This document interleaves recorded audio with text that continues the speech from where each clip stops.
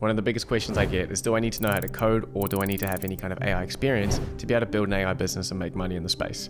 And today I'm so excited to be sharing Nate Herk's journey, where he's gone from zero and having no AI or coding experience to making $300,000 a month with AI automation. And he's going to be revealing his entire blueprint today. We're going to be breaking down his journey from a complete outsider to an AI automation expert, how he learned the key foundations and AI skills that most people skip, how he's built massive authority through content and one of the biggest AI automation channels in the space and generates hundreds of leads, and how he's gone from running it all himself to doing it with a team. So you're going to see the exact transition from the learning phase to the earning phase, the systems he built to avoid the common pitfalls that kill most AI agencies, and also his framework for moving from a freelancer to an agency owner to an educator. So this is going to be a real-time breakdown of someone who figured out what actually works and has built a $250,000 monthly business in just under 2 years. Hey guys, my name's Nate. I started my YouTube channel in September and now it's just reached over 300,000 subscribers. I run a pretty big Skool community, making over $200,000 a month. And with my agency, True Horizon, we're also reaching around $100,000 a month. So excited to share you guys how I got from graduating college to where I am now. Sick. Okay, let's jump into it. All right. So this first part I'm going to start talking about is, like I said, kind of my journey from when I graduated to how I was able to quit my full-time job. So in the summer of 2023, I was working an internship, and this was before heading into my senior year of college.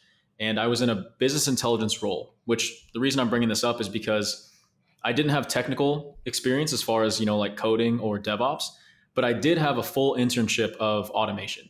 So I got really familiar with a no-code tool called Alteryx, and that's where I learned a lot of the core fundamentals of automation, which is stuff like logic, data processing, ETL, just analytics in general, which is a really, really strong foundation to start from when you want to get into automation.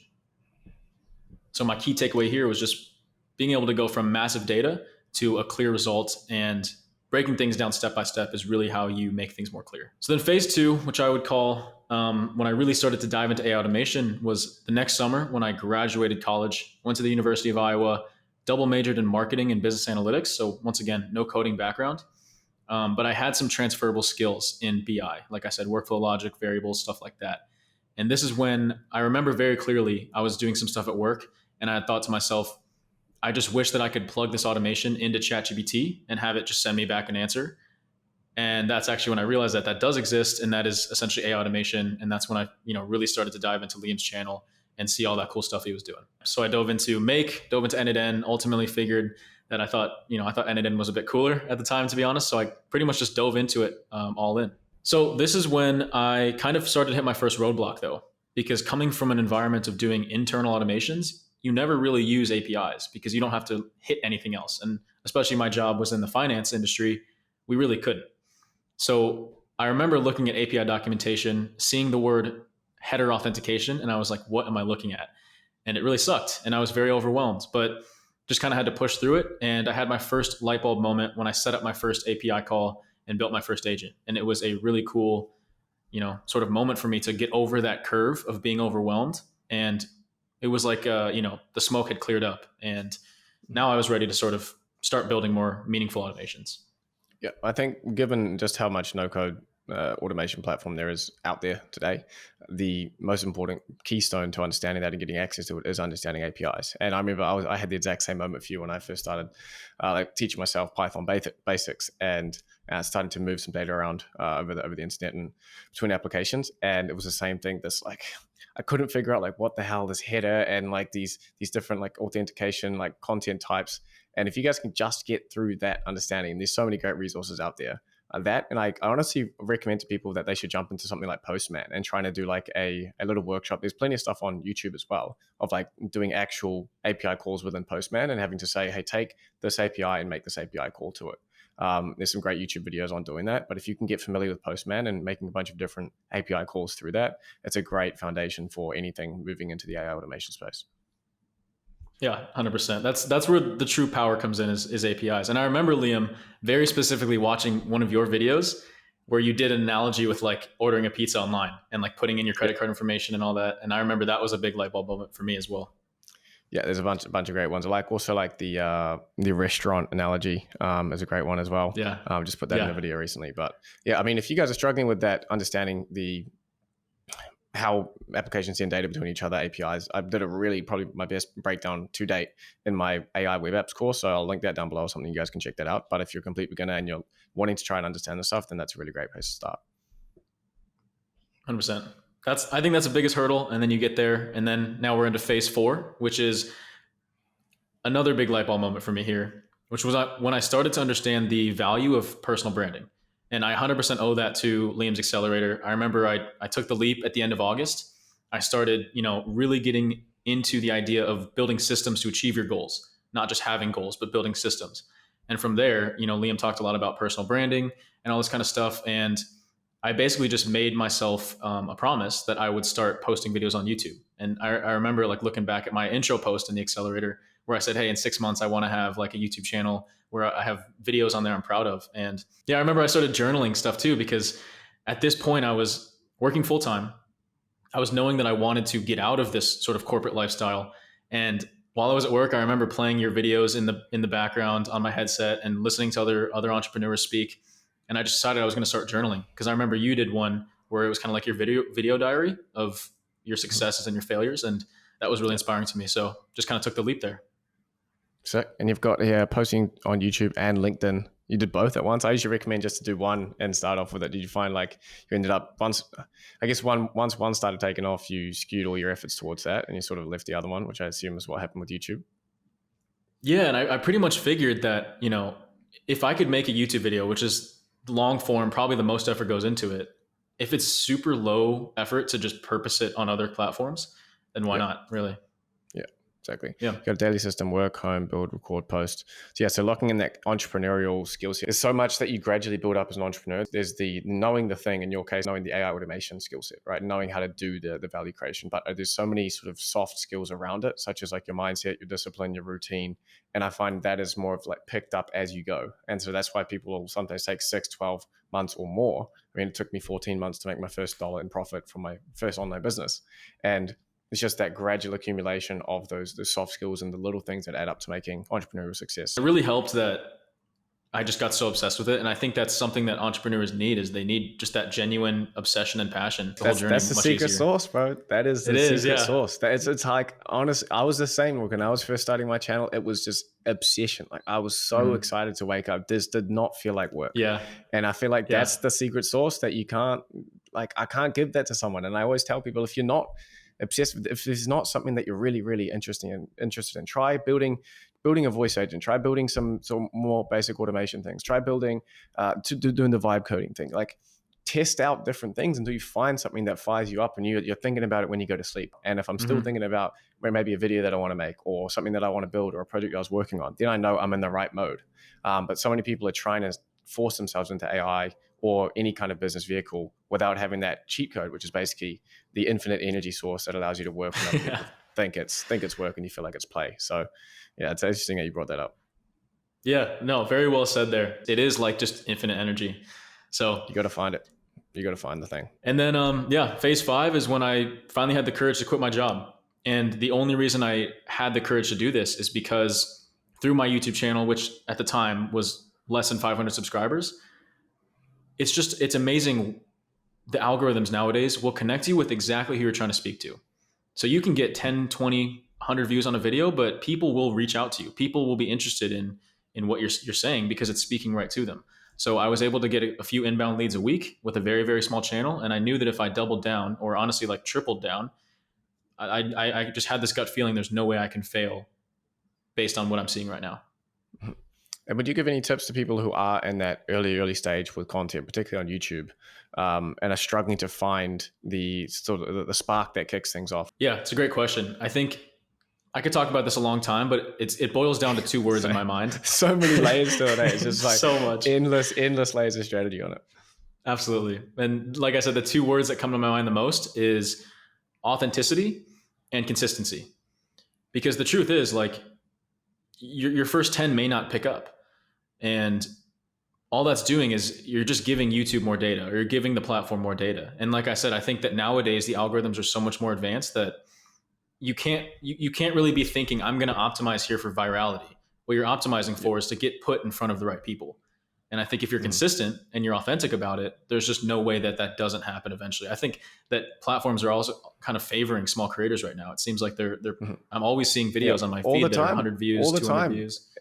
In my home feed is these like 200 view videos. I was like, sometimes it is a bang, and I click on it. I'm like, oh, this is really cool. So it's a completely different time. 100%. And I think a lot of people's roadblock or barrier to entry is they feel like they're not qualified enough to talk about what they want to talk about. And I don't think that's a blocker at all. I always say it's a knowledge gap. As long as you have some sort of some overlap of knowledge greater than the people that you're trying to help. And if you can build an automation, if you've watched some of your videos, some of my videos and the courses that I've put out, then you absolutely have some sort of knowledge gap over other people. It's just, can you, hop on the back of some news? And then I was saying to someone this morning that I was coaching actually last night, if you can take something newsworthy and that's kind of seemingly consumer, and then just add a little, maybe pull that into an automation. I did this with GPTs heavily. How can I take GPTs and put it onto a website? That was like, I had a legendary run there of videos, because I started taking this thing and I just added a bit of like my skill set, which most people can very easily acquire. And you start to make this kind of one-of-one content that only exists on your channel. So the qualification kind of imposter syndrome is real, and you're only really going to get to being knowledgeable. And it's such a great flywheel when you have to learn something and share about it on YouTube, learn something and share about it. That actually is what builds the expertise. That's what builds the confidence in your skills as well. So you kind of just got to start. Yep. 100%. That'll be any person who gets luck. Any person who gets lucky with a video, just being consistent will beat that 9 times out of 10. So yeah. And the guy who overall takeaway gets lucky is the guy who was also consistent a lot of the time. Like you put out 20 videos, and it's like the 21st one that is the lucky one. But it's really, you've been like refining your craft the whole time, refining your idea selection, and refining how well you edit your videos and stuff like that. So it's an iterative process for sure. And that leads really, really well into this final wrap up here. Just repetition. Repetition is so important. And, I guess the question, really was, how did I go from non-technical to technical? And the only answer is that I just did a ton. I built a ton of stuff. And the core takeaways for me were not being afraid of JSON. It looks intimidating at first, but it is so simple when you really break it down. It's just a key value pair. JSON is so important to understand. And another thing, though, it's essential. AI models are also very good at JSON now. So they can help you break it down, help you explain it, help you fix your JSON body request to an API, whatever it is. The second thing for me was, specifically with end-to-end, but once I built, 10, 20 automations, I realized that all of these automations are built on the same like 10 core nodes. And so I just got really good at those core nodes. And I realized I can build almost anything because I know these so well. And that exact same logic applies to errors in my mind. I think a lot of people see an error message, they get a little overwhelmed, they don't know what to do. But if you just sit there and read it, it almost tells you like exactly what's wrong. And if you're able to fix that yourself, it's just pattern recognition. Now, when I'm building a workflow, I think people have this misconception that I never see errors, but I see errors, every time I build a workflow, multiple errors.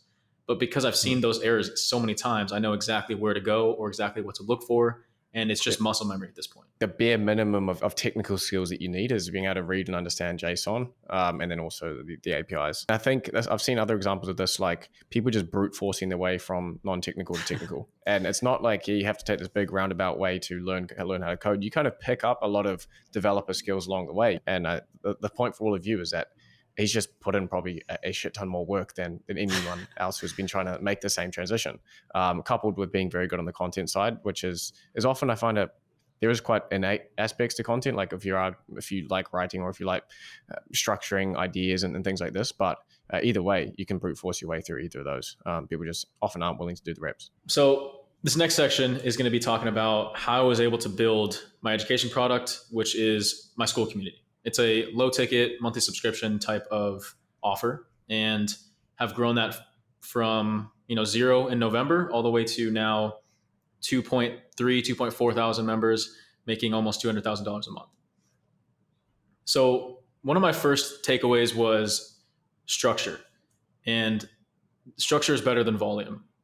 Because when I first kind of made it, my mindset was I'm just going to chuck as much material in here, thinking that it would just be more valuable if there was just a ton. And everything was really scattered and overwhelming, I assume, from a new member standpoint. And what I ended up doing was taking all of my material, as you can see right here, and I just kind of lumped it into two main courses. So the classroom just had two things. And I saw a ton of success. People were actually completing the modules, people were actually staying longer, and people weren't churning out because they were overwhelmed anymore. And that was a huge, it may seem obvious, but for me, I was like, wow, I didn't realize that less is more, you know? Yeah, no, the customer journey is freaking essential. We've had to like fully remap that in the accelerator after all the success we've had. We've had to rethink like how can we make this even clearer and easier for people to move through. And yeah, more content doesn't equal more value. It often I mean less value if you're not careful with how you do it. The whole message, honestly, is kind of this message of less is more. But this next thing I wanted to talk about is overwhelm. It's the number one churn driver. And like you said, the customer journey. I think about this even with YouTube too. Trying to find that balance of how many videos to make, trying to find that balance of how much content to have in an offer.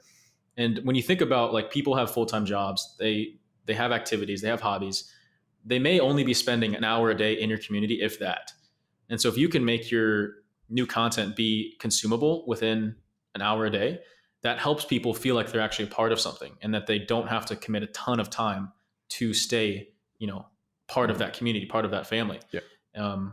So that was huge for me too. And then another big takeaway on the same sort of like theme is less is more. I was doing 5 live calls a week. This cracked me up, man. I could not believe you were running that many calls, man. That's crazy. Yeah, I remember when the first time we chatted and I told you I was doing 5 live calls a week and editing all my videos, and you were like, "What are you doing, man?"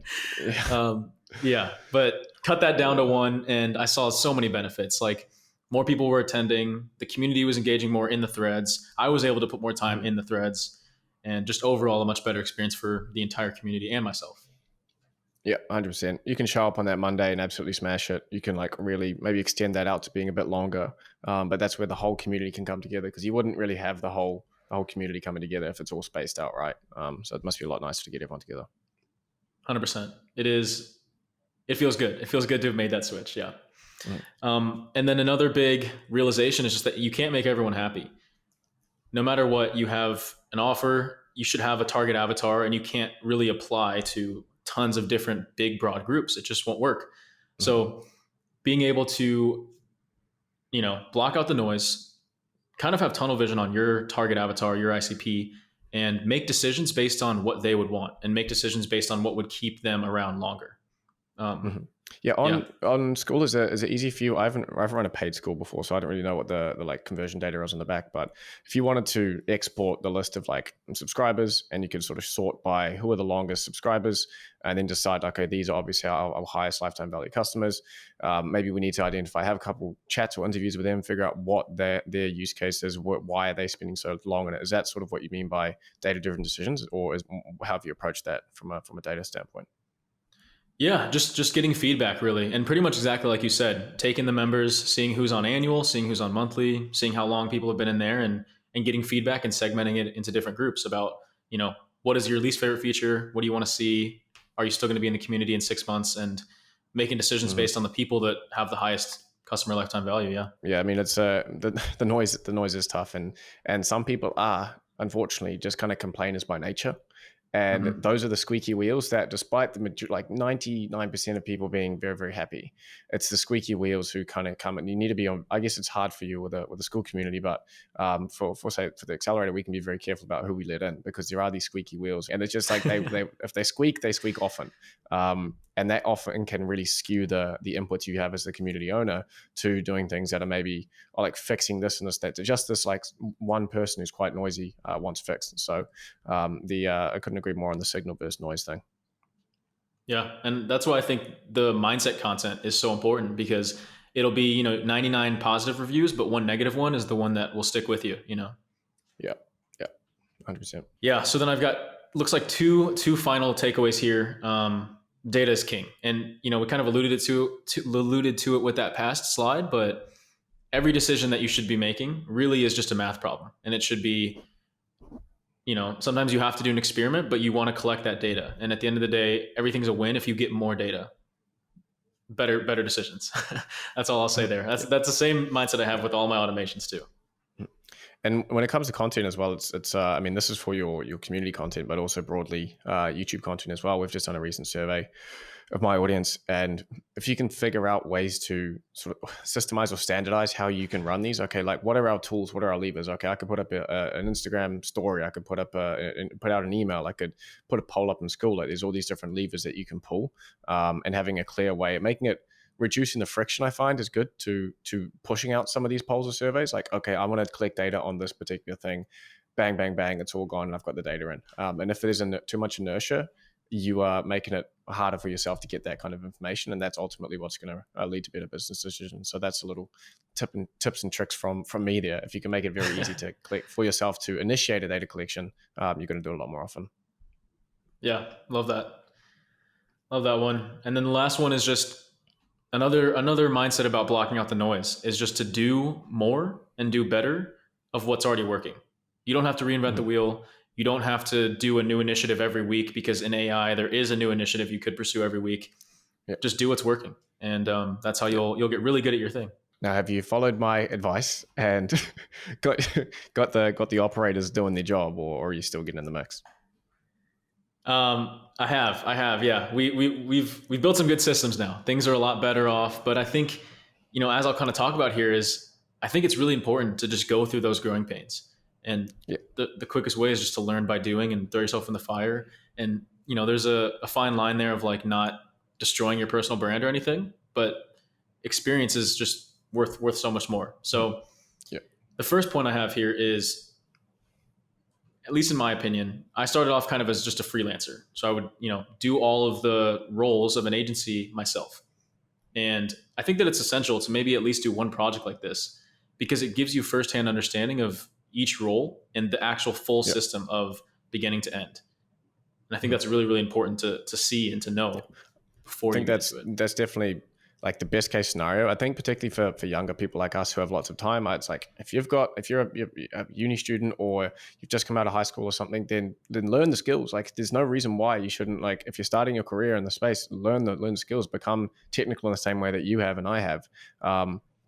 And from there, you can actually start to do, it makes starting the agency so much easier because it's that freelancer to agency path, right? You can wear the hats, you can deliver a few things yourself, and then you can start to pass those off. But other people coming in who are typically a little bit older, they maybe aren't as tech savvy or digitally native. They have a much more difficult route in a lot of the time. It's like just getting the bare minimum of understanding of the tools, but then getting someone else to do it.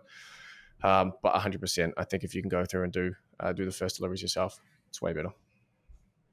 Yeah, that's a really good point. And I think that kind of just shows like the difference potentially in our kind of like our ICPs or the lanes that we've kind of chose to go down. But yeah, that's a really good point, because there is obviously a huge opportunity for people to spin up agencies in that way as well. So is that just kind of some of your first sales calls?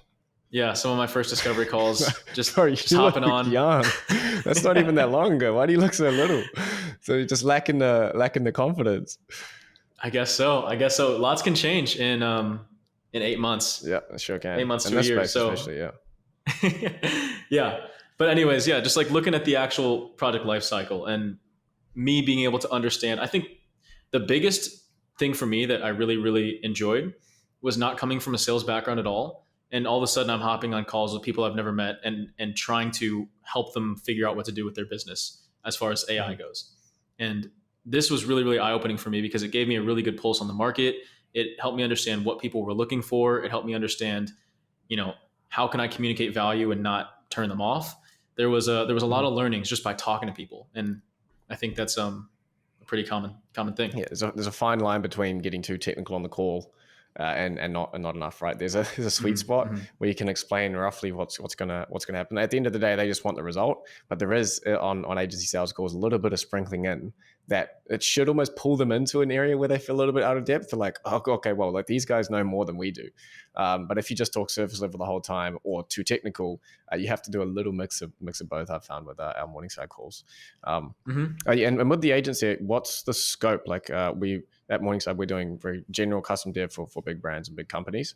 Are you working more in the sort of lower ticket automation builds? I assume because your audience is so heavily NetM focused, are you doing mainly NetM builds for your clients at the agency? Or have you got like full stack engineers in there as well? Yeah, we are doing mainly end to end. We have full stack guys that can kind of branch out to whatever, but because they come through Yeah. the channel, they usually do. They're pretty bought into wanting an end to end build. Hmm. But yeah, Yeah. we've definitely been moving up market just naturally as the channel has grown. Yeah.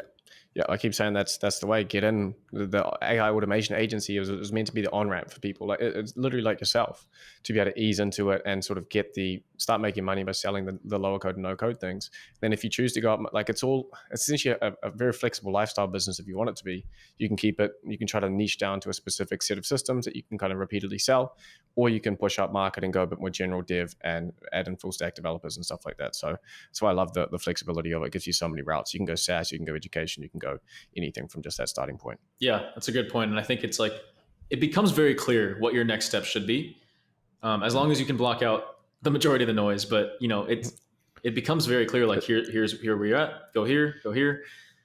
Yeah, It's just going through that gnarly period of like the first six months or so with the agency of actually learning to know how AI can help businesses. And I can't stress that enough from mine, and I'm sure you agree. There's just that's what most people aren't willing to go through. And if you can just push through that, you can get the technical foundation for yourself through building these things or doing them through your agency. And once you have that base, you can shoot from anywhere. That's when SaaS becomes possible, because you've got a technical base, you've got a bit of cash flow. You can shoot to education because you have some actual information that might be valuable to other people or businesses or consumers. Or you can shoot to anything really from there. You can go into consulting as well. So there's so much, but it's that first 6 to 12 months of actually doing the hard stuff of development for businesses. And I can't tell anyone where to get the how does AI help business knowledge apart from doing it. Like I could give you a book, I could give you some course material, but you're still not going to really know it on a deep level. yeah, couldn't agree more with that. And the amount of times in the first 6 months that we had massive failures, it's embarrassing, but it's also like, that's what you got to go through. So yeah.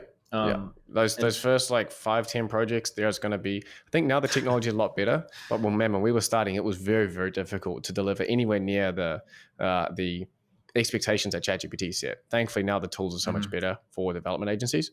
But yeah, and you do have some dud projects. You 100% do, and you got to get the money back. That is just how it goes. Yeah.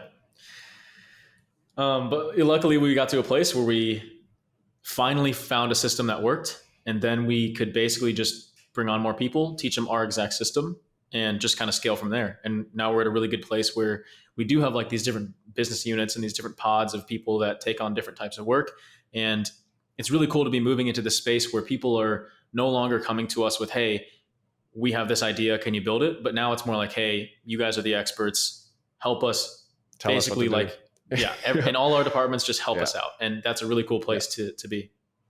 Yeah, that's that consulting stuff that we've been seeing as well and moving heavily into at Morningside. Like that is where if you can do that first 6-12 months, that's what opens up to you. You have enough knowledge and context where you can go, okay, I'm not just going for the 5%, 10% of the market who's ready for development. I can start going up market, well, not necessarily up market, but to the broader market of companies who are still on square one but need a guide to take them through. So I think that's really the big opportunity people need to be gunning for with their AI careers over the next 12 to 24 months. 100%. I mean, when you think about these big firms like, Boston Consulting, KPMG, McKinsey, like they're charging 50-person business. Yeah. Not at all. They're going to charge $1 million for that. So there's just a huge opportunity, like you said. Yeah. Untapped, man. That's seriously untapped. I don't know how to scream it loud enough, but like I think people want to jump to the consulting thing before they've done the hard work like we've had to go through. But it's a fairly linear process where you go through that hard 6-12 months, and that gives you the knowledge that you can start to tap into that market. Yeah. It'll just teach you these little things. Like this may seem obvious, but to me it wasn't. And having to be super, super upfront from day one about expectations in a couple ways.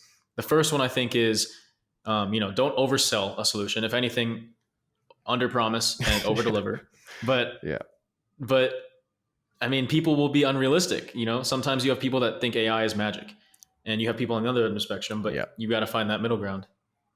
And often the people coming to your agency are the ones who think it's magic and think it's this magic wand that can fix their business. So yeah, I totally agree on that. Yeah. And it's tough. So pretty much you don't want to really sign off until you think the client's a good fit. And one way that we do that is we ask them about, like, kind of right away, we ask them about, where do you think AI is going to go? And just kind of try to get a pulse check on how bullish they are about it and how realistic they are about it. And that really, really helps both of us just set off on the right foot. 100%. And that kind of leads into this next piece is about, depending on where you are in your journey, there's a lot of times when you want to prioritize experience over revenue. And that's something that I did early on, of course, too. And, I'm sure you've heard different ways of like, doing your first client for free and getting a testimonial, getting a case study. But that also leads into, just because a client is willing to hand you over like $20,000, that doesn't always mean it's a deal you should take. It might just end up being a huge headache, and it might end up screwing you in the long run. So really trying to get good experience and as much experience as you can. The money will be there down the line. We're all early enough that the money will be there, but just something to think about, I'd say. Yeah, I 100% agree. I always say that your value or the price that you should be charging is your experience and your skills sort of combined, right? So what are your skills? You might have really good skills from watching like our videos, but if you don't have any experience and you're still kind of like experience times like 0 experience time 100 skills is still a 0. Right. So you should still be going in and saying, look, I want to work for free, and I want to be able to get this experience and working with real businesses. But yeah, I see it time and time again where people get, maybe for their first client or first few that they've worked with, this big one comes in. It's like a $20,000 or $50,000 project, and they're like, holy man, I've made it here. And they work on this proposal and contract and go back and forth. And for like 2-3 months, it just absorbs all of their brain power and all of their bandwidth. And then it falls through. And they're sitting there 3 months later without any experience or skills built. You're much better to try get these as much like the highest velocity of experience you can. And oftentimes that's going to mean taking a lot less than you think you're worth, but that's going to allow you ultimately to get to positions like myself and you. So it's a really great message for the guys. Yeah, well said. I liked that 0 times 100 thing. That was slick. Yeah, sure. Yeah, I've had to do course material. I had to like really refine how I like structure these things. So yeah. Anyway, that's we're running along on time. So Nate, mate, that's been absolutely awesome. Thank you so much for sharing. Thank you so much for being a great example of what you can do in the space, man. Seriously, and for coming through. That's what my YouTube channel is all kind of been about, is being able to like shake people awake and say like, there is this thing right here. You don't need, it's for everyone. You don't need a degree. You don't need nothing. You can come in, and if you're willing to work hard, the opportunity is there, and you will make a lot of money. So pleasure to have you on, mate. Great to have you in the space and doing the awesome things you are. And if you guys want to get in touch with Nate, we'll see his businesses. They'll be linked down below. But yeah, anything else, Nate? I mean, I just want to say thanks for having me. And of course, you did exactly that. You shook me. You woke me up to this opportunity, and then I hopped into your accelerator, and that was the push I needed. That was the jump off the cliff for me. So thank you for everything that you do in the space. No worries, brother. That's all part of it. Wouldn't want to do anything else. Right. I'll see you guys on another one of these. Peace. So there it is, Nate's complete blueprint from $0 to $300,000 per month with AI automation. And the key takeaway is that you don't need to be a coding wizard. You don't need to have a ton of AI or coding experience. You just need to understand the fundamentals, put in the work, and build the right system to support you. So don't just sit here and watch other people talk about their AI success stories. You can click on the first thing in the description to start your own.